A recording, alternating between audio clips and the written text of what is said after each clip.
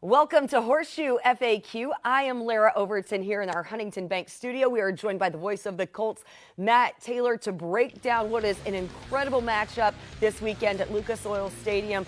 So good that it's been flexed to that prime 4:25 kickoff on Fox. The Green Bay Packers at the Indianapolis Colts. But just in general, Matt, this is a great weekend of football. It is a huge weekend just to be excited for football in the state of Indiana because in addition to this incredible matchup that we have that we're going to dive into on Sunday afternoon, you also have the undefeated Indiana Hoosiers going into Columbus, Ohio to face the Ohio State Buckeyes. An incredible battle there. That's also in a prime spot on Fox. That's the big noon kickoff game there on Saturday. So essentially, either you're at the stadium at Lucas Oil on Sunday with us, or you're at home watching the broadcast, listening to our radio call, or, you're tuning in to watch the Hoosiers face the Buckeyes. I mean, when is the last time that we've had this much national prominence surrounding Indiana football on the collegiate and NFL level? I mean, this is a fantastic weekend. Purdue fans are saying, hey, we got a game tonight, right? We're playing Minnesota tonight, kind of our own night by ourselves in the Big Ten. So they get a showcase game to that extent later on tonight.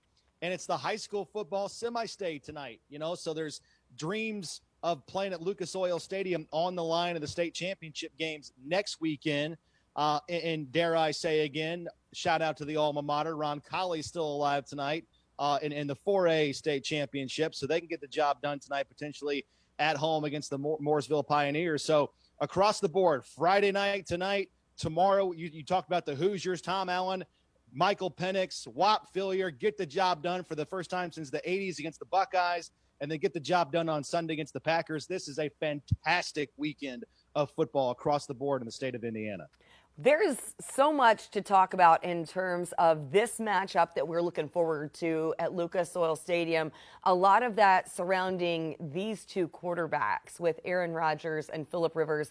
Certainly a ton of respect among the two of them. That has to be among the many storylines, the front and center for this weekend, the one that a lot of people are going to break down now in these hours leading up to kickoff.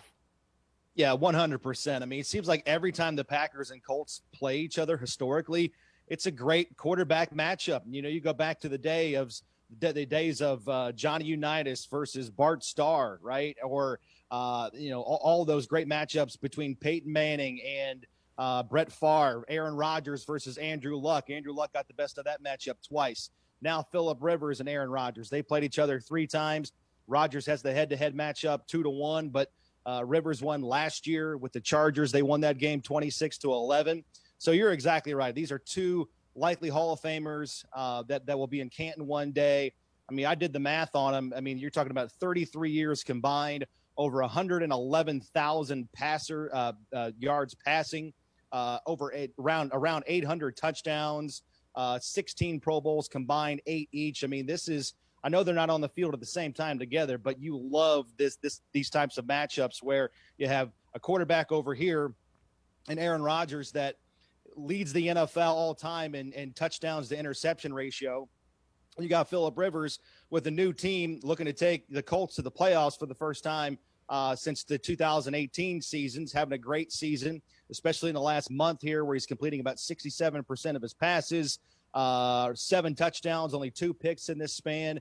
So you're talking about 2 great offenses, and then the real matchup on Sunday is going to be when the Packers have the ball. That top offense that's scoring about 30 points per game, the Colts defense that's number 1 in yards, number 1 in passer rating allowed. This is a great stat that the NFL put out the other day. Since 2000, this matchup on Sunday will be the 12th time that the number 1 passer rating quarterback will take on the number 1 passer rating defense. But in those matchups, the 11 other matchups, the quarterback has got the best of the defense 10 times, 10-1. So the Colts are looking to reverse that trend, but I think they can because they absolutely destroyed the Titans last week. The Colts defense did a great job. I mean, Ryan Tannehill, he talked about passer rating, set all kinds of records last year in terms of passer rating for the Titans. Was 4th all time in passer rating for a season last year in 2019, and the Colts defense completely screwed him up. Under 85 passer rating last week. So the precedent is there for the Colts defense to have success against elite quarterbacks as far as passer rating is concerned. So I'm really looking forward to this matchup. You're talking about good on good, Packers offense, and then the Colts elite defense. And we want to keep in mind that the injury report will come out a little bit later today. So all of those who are submitting some injury questions or regarding the status of a few guys and their availability for Sunday, we will get an official update on many of those situations coming up around 1:30. The Colts are scheduled to hit the practice field in about 20 minutes. They'll get out there for that time this afternoon, and then Coach Reich will meet with the media immediately following for some updates on guys who are key in this matchup, especially for this defense. Matt, when you talk about Kenny Moore, who's missed, that time with the rib injury, and we saw TJ Carey playing significant time down there in Nashville in that victory over the Titans. Kenny was out there getting some work yesterday, so we'll see where his progress is in terms of his availability for Sunday. I want to go back to, as those questions are coming in, keep them coming. One of those was just in regards to Michael Pittman, and I wanted to mention, Matt, a note from Michael Pittman. When I spoke with him yesterday, he truly doesn't know the NFL without these two quarterbacks that you're going to see on the field. I mean, he does not have a memory of watching football without Phillip Rivers and without Aaron Rodgers. So this is so incredible when you talk about, the younger guys on this roster, this rookie class in particular, guys who are, 20, 21 years old, and just the esteem of the quarterbacks that they're going to go be playing with and playing against when you talk about this weekend. So that is so much fun to dive into. Going back, though, really quickly, I want to touch on 2012. This Colts-Packers game, that comeback, when you talk about the battle between Aaron Rodgers and Andrew Luck, that incredible touchdown catch from Reggie Wayne to win it. He was wearing the orange gloves for Coach Pagano, who'd been recently diagnosed with cancer. Where were you in 2012 for that game at Lucas Oil Stadium? I was on the sideline. I watched that game from, 6 feet away from the field. That was my first year with the Colts, not to get too nostalgic, but that was my first year working for the Colts. And that game, you might remember, a lot of fans remember that game was the first game after the diagnosis of Chuck Pagano. After that became public. I think the diagnosis came out on a Monday or Tuesday, and then the Colts took on the Packers that upcoming Sunday. It was about week 3, week 4, so it was pretty early on in the season. The Colts were trying to feel their way through that, new era, if you will, with Andrew Luck, a new GM, a new head coach, and Chuck. Then making the switch to Bruce Arians in that game. Everybody was playing for Chuck. Everybody was playing with not a heavy heart, but they certainly had other things on their mind going into that game. They tried to win that game for Chuck, and it was such a dramatic game in that sense, but it was also just between the lines, a dramatic game. The Colts, I think, got down 18 points at halftime, scratched and clawed their way back in. As you said, with 35 seconds left, it was Andrew Luck to Reggie Wayne wearing the orange gloves symbolizing the leukemia treatment. That's the color synonymous with the type of cancer that Chuck had. I'll never forget that day because of the game, because of the emotions, what everybody was going through. And then that game was sort of the kickstart, the catalyst to what that season ended up being, where the Colts got on a roll, finished 11-5 that year, made the playoffs. Chuck came back later that season towards the end to coach the last couple of regular season games. That's a memory I'll never forget. Hard to believe it was 8 years ago, but that's what happens in the NFL is these NFC teams only come into Lucas Oil Stadium once every 8 years. This is actually the only the fifth time ever the Packers have played the Colts in Indy in their 0-4 lifetime. So very unusual that Phillip Rivers, a career AFC guy, is going to battle Aaron Rodgers in back-to-back seasons. Yeah, no, that's as you a great mentioned, point. But they played him last year. Yeah, Rivers got him last year, 26-11. It's funny. I don't know if these stats really mean anything. They're just kind of fun to look at because each team's different year to year, new personnel, changeover and turnover, things like that. But Rivers is in 4 career games against the Packers. He's averaging 372 passing yards per game. Holy my! Indeed. That is a ridiculous amount. So we'll see if that translates on Sunday. All right, looking through a few of these questions that we have right here. One of them, Max asks, is Kemoko Turay playing on Sunday? He's certainly increased his practice time this week, so we will get that update a little bit later today. No definitive designation, at least that I have heard yet, on Kemoko Turay's status for Sunday, but he has made significant strides toward a return. And a couple of questions on our Colts receivers. Thomas wants to know, will T.Y. Hilton be more involved in this game? Ricky asking, do you think Michael Pittman will be heavily involved on Sunday? So a couple of guys, we have numerous questions on T.Y. Hilton and Michael Pittman. What is the outlook for each of those guys? Well, both guys are always involved. T.Y. Hilton continues to be the focal point of the Colts passing game. You're always seeing double teams or safeties rolling over to T.Y.'s way. So he's still impacting the game, and therefore, allowing guys like Michael Pittman, i.e. last Thursday night in Tennessee, to have a huge game.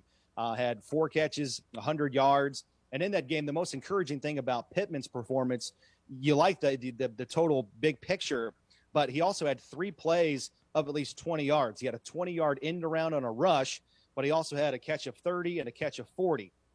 And the Colts are doing a good job, or at least they did last Thursday, of getting him open on the crossers, the overs, those NCAA routes, they like to call them, and yards after the catch. And he's a big guy, but he's also got some burn about him, right? He's also got some speed and yards after the catch.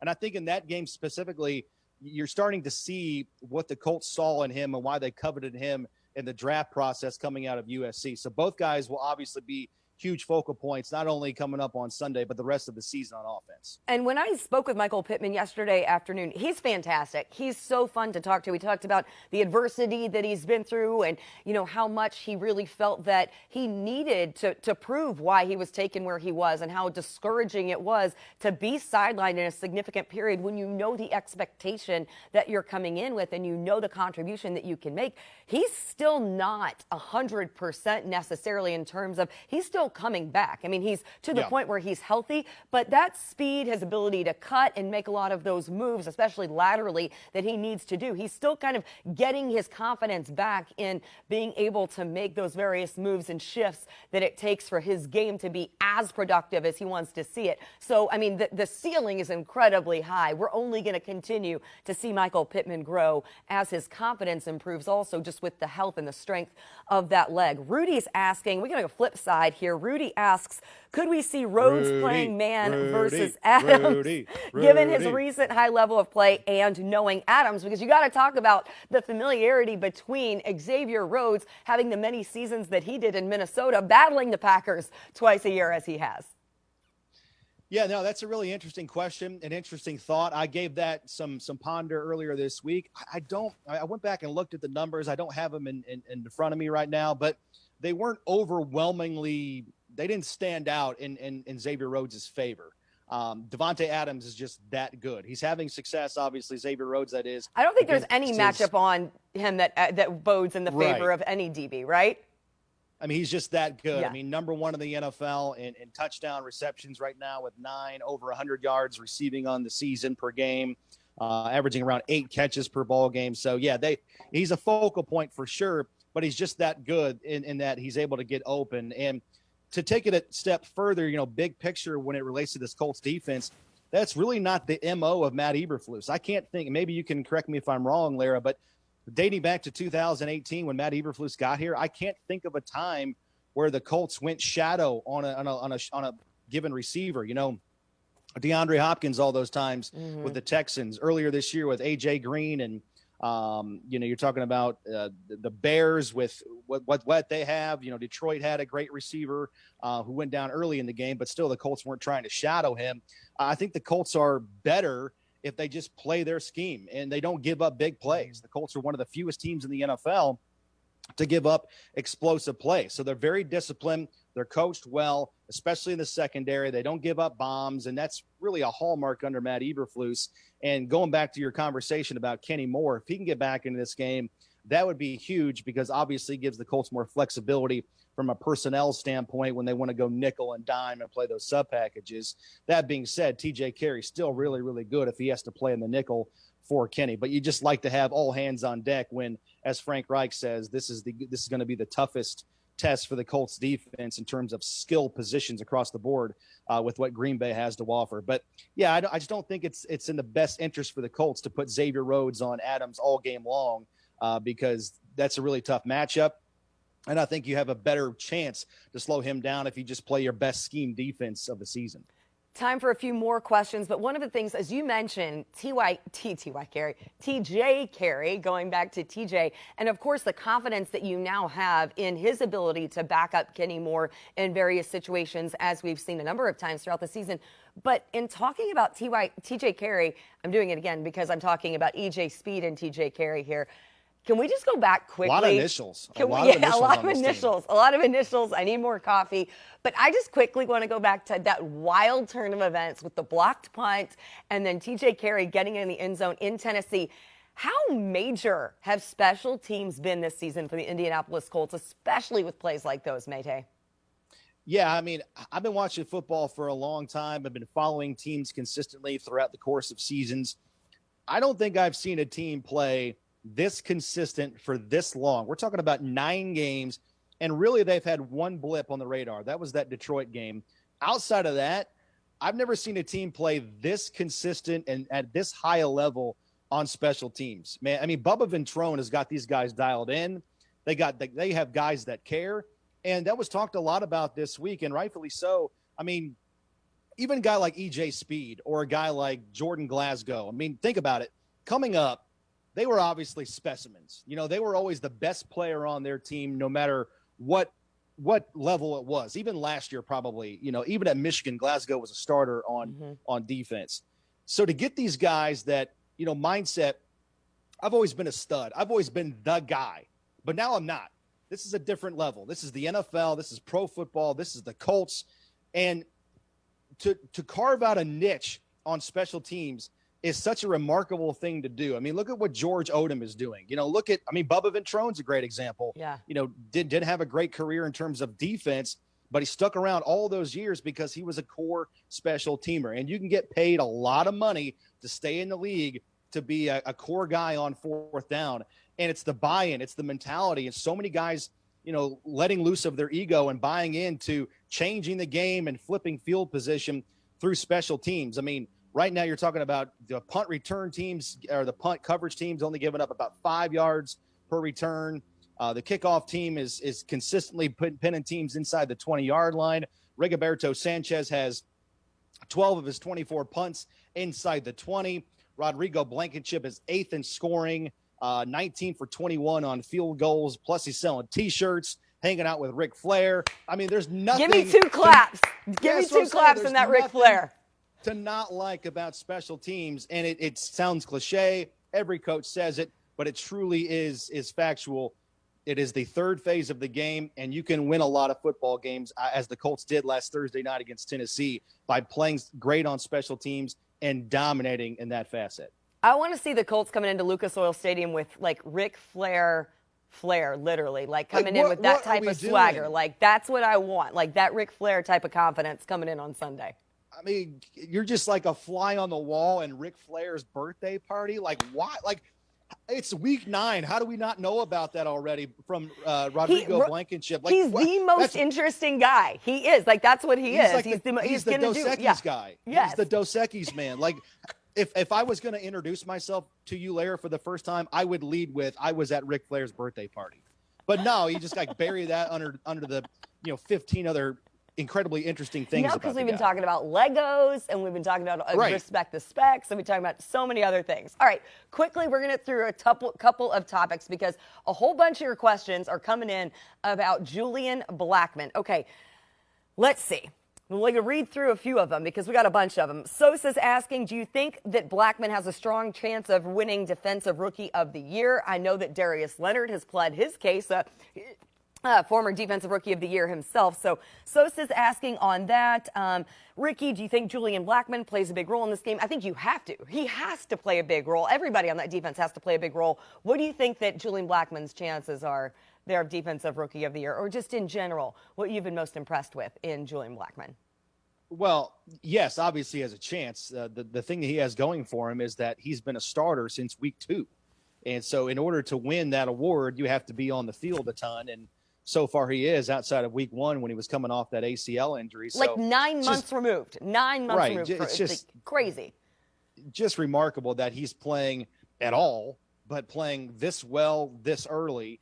But yes, I mean, I think Blackmon has to have, and I'm not downgrading his performance at all because it's been stellar. Don't get me wrong, but the voters for these things, they just, instead of looking at the fine details and watching film and all of that, I'm not saying they're lazy, but sometimes they fall into this trap of, I'm just going to look at the box score and see what kind of impact he has with the numbers. And so what I'm getting at is I think he needs more splash plays in order to win that award. He needs more picks. He needs more, passes. Let's get the young fella some picks. Let's do it. So, tackles for loss, sacks, all of that stuff that Darius Leonard racked up in his rookie season in 2018 when he won Defensive Rookie of the Year. So I hate to say it, but it's more splash plays because I think the writers and the voters, sometimes they just fall into that trap of just looking at the paper instead of watching the film.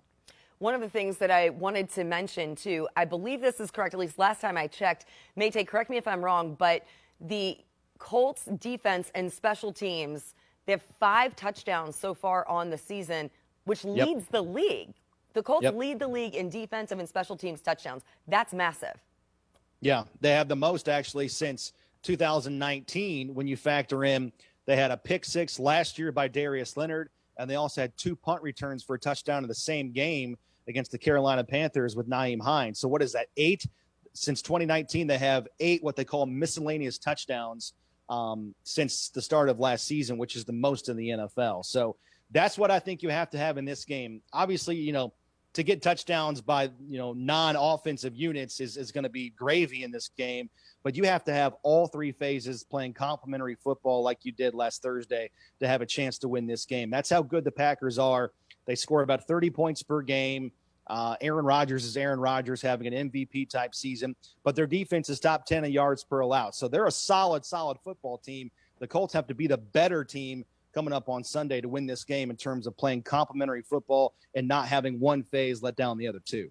Couple more questions as we wrap things up. A number of them, DeMarcus and Terry, both asking if we will expect to see more of that hurry-up, no-huddle offense from Phillip Rivers and the Colts offense. One of the things that Frank Reich has reiterated is that they will continue to mix things up. They're not going to keep it predictable. It's not going to be the exact same recipe that you saw in Nashville. They will sprinkle it in, but it's not going to be just pound it with that no-huddle offense each and every time they're out on the field. That's basically what I've gotten as an explanation for their philosophy on doing more up-tempo, hurry-up style on this offense. Right, Mayte?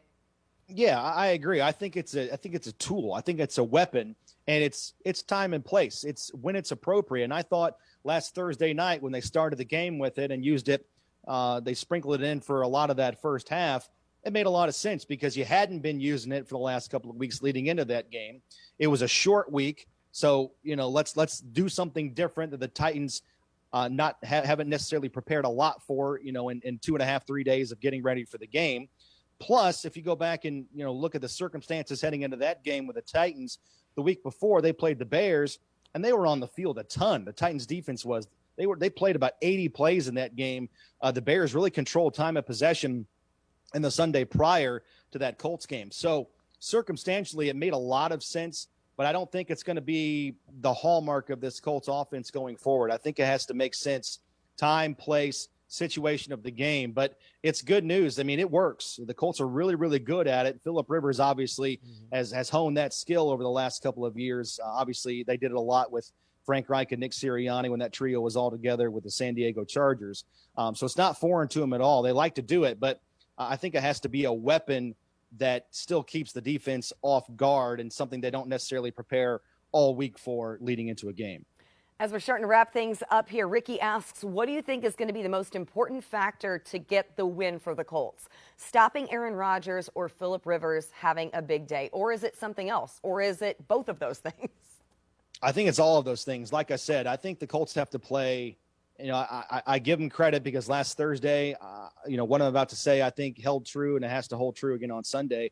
This has to be the most complete effort of the season coming up on Sunday for the Colts to win. I mean, obviously Phillip Rivers has to play well, but I think the Colts ground game has to get going too. Mm-hmm. And there's signs of life. I know Frank Reich's never going to be satisfied. He's never going to be fully happy with where they're at, but they're inching closer to where they want to be. And what I mean by that is, the last 3 games here, they're over 100 yards in each of the last 3, over 4 yards per carry in that span, 5 rushing touchdowns. They're good inside the red zone rushing the football, and they have 13 explosive runs over 10 yards in the last 3 games. So those are numbers that, are sort of iconic with what the Colts want to be brand standpoint wise on offense. But I think on defense, when the Packers have the ball, you have to be good on third down. You have to be good inside the red zone. The Packers are number 4 in both situational categories, third down and inside the 20-yard line. They're scoring touchdowns about 73% of the time. The one thing the Packers won't do, Larra, is they're not going to beat themselves. Mm-hmm. They only have 5 turnovers on the season. Aaron Rodgers is just ridiculous, not only this season, but his entire career with picks. He's pinpoint accurate. I mean, he only has 87 interceptions in 13-plus seasons. I mean, that is ridiculous. That was the stat that Phillip Rivers pointed to earlier this week, that one of the things he admires most as a quarterback in this league is that accuracy and his lack of interceptions that he has had, given how aggressive he is as a passer. Right. The Packers are the first team, like I said, they're scoring a ton of points. They're the first team in the history of the NFL to score at least 30 points in 6 of their first 9 games with 5 or fewer interceptions, or turnovers, I should say. So Rodgers only has 3 picks on the season. He had 1 last Sunday against the Jaguars, but just pretty crummy situation from a weather standpoint last week. But no, you have to be good in all 3 phases in this game. Another key area is to get off to a good start. And you have to, once the Packers touch the ball, they usually score. In fact, they've scored points on 8 of their first 9 possessions this season. The only time they didn't do it was a week ago against Jacksonville, but they've scored 40 points this season on their first drive of a game. So they're getting off to fast starts. They're putting, the hammer down on teams early, making them play from behind right out of the gate. That's what Aaron Rodgers has consistently done throughout his career. So defensively, it's going to be a huge challenge right out of the gate when the Packers have the ball, and you got to be ready to go because it's going to be a complete 60-minute game. And there's going to be plays probably in the first quarter that determine the outcome of this game late in the game in the fourth quarter. That 60 minutes of football begins at 4:25 at Lucas Oil Stadium. You can join us on the Bell Tire Radio Network. Mayte will get things going right around 3:30. I never know the timing on these, like weird 4 o'clock. I think it's 3:30 for yourself, Rick Venturi, Casey Valier. I'll join you guys right before kickoff. We'll have 12,500 strong at Lucas Oil Stadium. So excited for that to be, although it is certainly like a portion of the fans you would typically have, no doubt the energy, the excitement level will be palpable inside Lucas Oil Stadium. And I think, Aaron Rodgers is really looking forward to this game because there's no fans at Lambeau Field. And a lot of their games this season on the road, they've played in front of nobody. So this is going to be one of the rare instances for the Packers where they're actually going to have juice from a crowd. Plus, like I said, the weather last week in Green Bay was not very good. So they're excited to be on the road, inside in a dome, feeling comfortable, but also playing in front of fans. But what we need then is for the Colts fans to be incredibly loud when you force Aaron Rodgers into third down situations and get the volume up so that we can have a factor, that crowd can have a factor in terms of the outcome of this game and giving the Green Bay Packers a very nice, hearty Hoosier welcome to Indianapolis on Sunday afternoon. Mayte, you are the best. Enjoy yourself on Saturday because that noon kickoff, that happens early. Get yourself all geared up. I know you're going to turn on your Don Fisher. I'll be right there with you, getting ready for the Hoosiers. This afternoon's ball game. Never gets old.